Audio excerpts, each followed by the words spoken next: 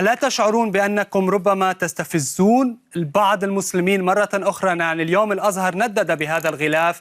هل كان بالنسبة لكم مهم أن يكون النقد موجه، النقد أو الكاريكاتير الساخر يكون فيه النبي محمد؟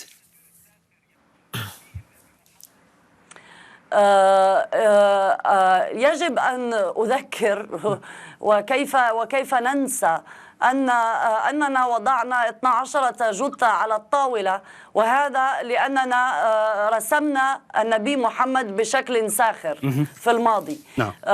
يجب أن أقول أن النبي محمد يعني ليس في صميم اهتمامات شارلي إبدو ولا الدين الإسلامي. نحن كجريدة ساخرة، نحن في صميم تقليد فرنسي قديم وعريق، هو الصحافة الساخرة.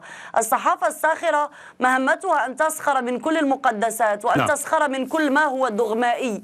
فبالتالي نحن يعني لا نرى الفرق بين أن نرسم ساركوزي أو البابا أو أنفسنا أو زملائنا أو الأنبياء أو الله. يعني هذه ليست إلا رسوم، يعني ليست إلا رسوم ساخرة. طيب. وبالتالي أعتقد أن من يتكلم عن استفزازنا للمسلمين يجب أن يفهم أن هنالك جريمة ارتكبت في حقنا باسم الإسلام، وجريمة بشعة وشنعاء. يعني لا يمكن حتى أن نفكر في مدى بربريتها وهمجيتها.